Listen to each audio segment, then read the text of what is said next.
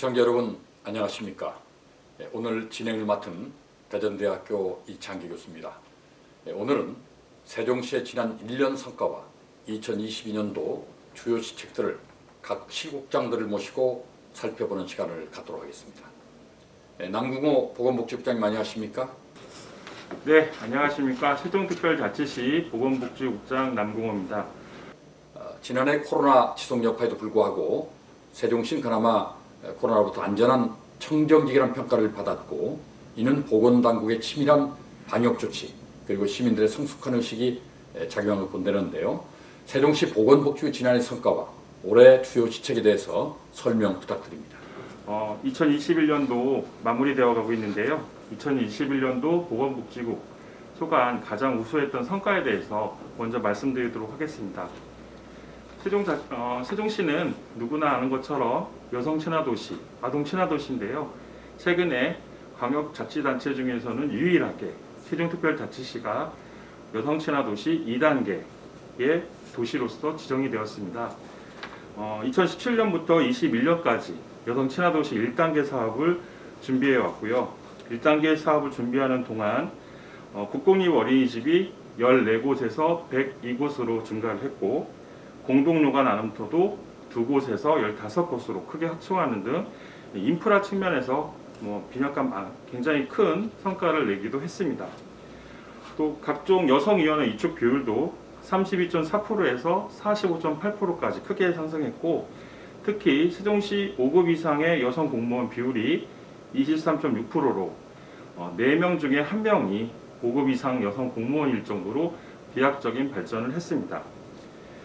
세종시의 여성 친화 도시 재지정에 맞춰서 우리 시의 비전으로서 시민주권으로 함께하는 여성 친화 도시 세종이라고 정해서 그동안 여러 가지 사업들을 진행해 왔고, 앞으로도 준비해 나갈 예정입니다. 앞으로 진행될 12월에 지정되었고요. 앞으로 준비하게 될 여성 친화 도시 2단계 조성 사업을 말씀드리면, 가장 중요한 것은 여성 자립과 성장 플랫폼으로서 여성 플라자를 운영하게 된다는 점입니다.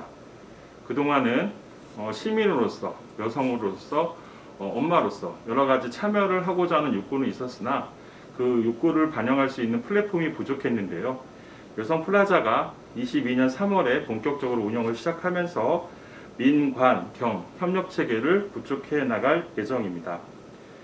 그 밖에 읍면별로 읍면동 발전위원회를 여성 친화 특별위원회로 확대 조성하고, 읍면 지역에 있는 여성 공간도 거점 공간으로서 활용할 예정입니다.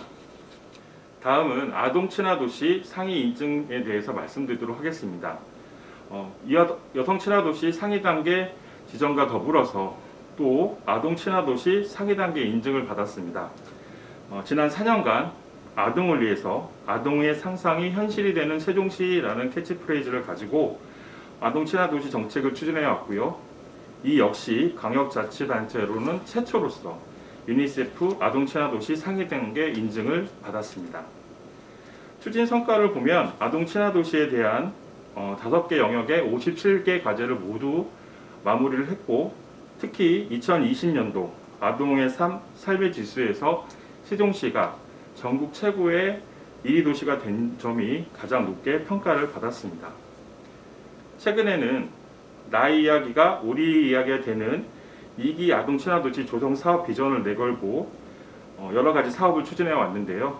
그 중에 자랑할 만한 것은 모두의 놀이터, 엄마부터 할머니, 아이까지 모든 세대가 어울러서 놀 수 있는 모두의 놀이터를 본격적으로 조성해 왔고, 최근에는 고운동에 1호 놀이터가 개장을 했습니다. 지금 많은 시민들이 참여해주고 계신데요. 앞으로는 실외에 4곳, 실내에 4곳 해가지고 8곳까지 확장 운영할 예정입니다. 2기 아동 친화 도시 조성 계획의 주요 사업을 보면, 앞으로 아동들이 주체적으로 참여할 수 있는 기반을 더욱 확대를 하고요. 아동 권리 인식을 개선하고, 특히 아동들이 놀거리를 보장해주는 세종시만의 완성도 높은 정책 과제를 수행해 나가도록 하겠습니다. 다음은 코로나19에 관한 우리 시의 노력입니다.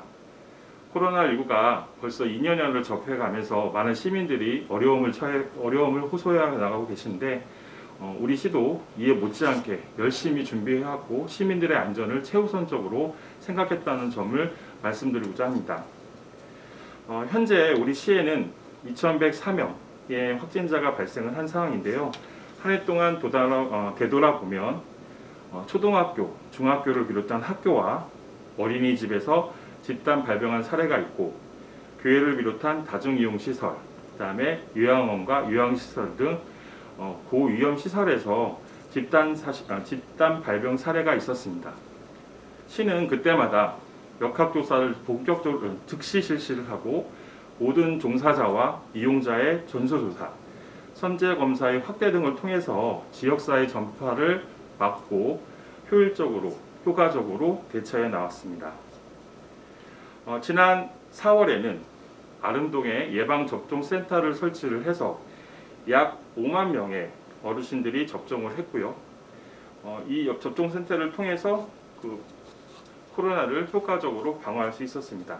최근에는 확진자가 증가되고 앞으로의 코로나를 대응하기 위해서 11월 말부터는 재택치료 전담 조직을 신설해서 재택치료를 확대해 가고 있는 상황입니다. 무엇보다도 재택치료를 받으시겠지만 생활치료센터를 비롯해서 위험증 환자를 위한 병상 확보에도 노력하고 있습니다. 지금 세종 충남대를 중심으로 중증, 준중증 병상 11개를 포함해서 지금 53개의 병상을 갖추고 있고 앞으로 89개까지 병상을 확대해서 혹시 모르는 코로나로 인한 위험 환자들의 치료에 만전을 기하도록 하겠습니다.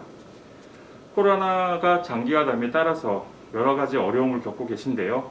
그동안 코로나 상생 국민 지원금, 한시생계 지원 사업 등을 통해서 저소득층 시민과 생계 보장, 소비 활성화를 위해서 최선을 다해왔고 내년에도 코로나가 조기 종식될 수 있도록 모든 시청의 공무원의 역량을 모아서 철저히 준비해 나가도록 하겠습니다. 다음은 2022년도 보건복지국에서 중점적으로 할 사업에 대해서 말씀드리도록 하겠습니다. 세종시는 지난 2015년에 세종시민복지기준 1.0과 2019년에는 복지기준 2.0을 발표하면서 우리 시민의 최소한의 복지 수요를 찾아내고 그에 맞게 여러 가지 행정적인 서비스를 준비해 왔습니다. 1기와 2기에 나타나는 복지기준의 특징을 보면 읍면 간 균형 발전의 측면에서 시민들의 복지 불균형을 해소하는 데 중점을 두었던 것이 사실입니다. 이로 인해 시민 중심의 포용 정책을 실시할 수 있었고 세종시민이면 누구나 인간다운 삶을 누릴 수 있도록 복지 기준을 제시하였으며 이를 실현하기에 많은 노력을 해왔습니다. 앞으로 2022년도에는 복지 기준 2.0을 더 고도화해서 코로나 장기화로 인한 행복 정도와 삶의 만족도를 확장시킬 수 있는 여러 가지 복지 기준을 새로 만들도록 하겠습니다. 2022년도에는 새로 급변하는 복지 여건을 고려해서 세종시민 복지 기준 3.0을 새롭게 만들도록 하겠습니다. 사회서비스원의 연구조사팀을 활용해서 세종시민이 만족하는 복지 기준 3.0 계획을 수립할 예정인데요.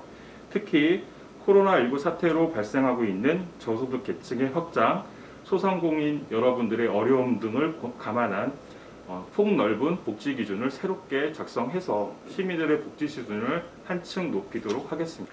다음은 저출산 문제에 대한 세종시의 고민을 확장해 나가도록 하겠습니다. 세종시는 잘 아시는 것처럼 가장 젊은 도시로서 대한민국에서 6년 연속 합계 출산율 1위를 유지하는 도시입니다. 젊은 여성의 비율과 아동인 비율이 높은 시 특성을 감안해서 여성과 아동의 삶을 더욱 향상시키기 위해 노력 중에 있습니다.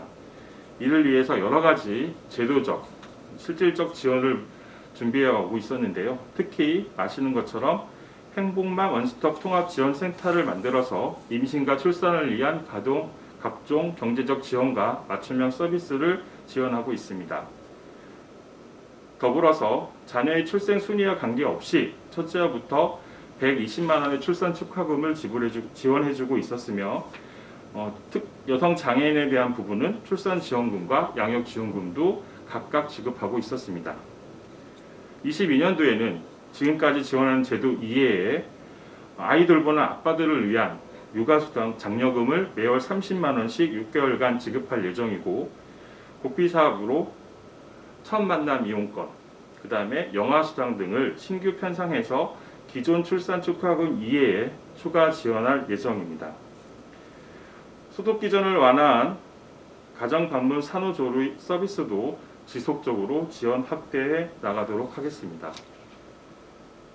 세종시 보건복지국은 지금까지 준비해왔던 여성 친화도시, 아동 친화도시를 더 고도화시키고 아이와 여성과 또 모든 시민들이 코로나 이후에 편안하고 안전하게 살 수 있도록 최선의 노력을 다하겠다는 말씀을 드리면서 말씀을 마무리하도록 하겠습니다. 감사합니다.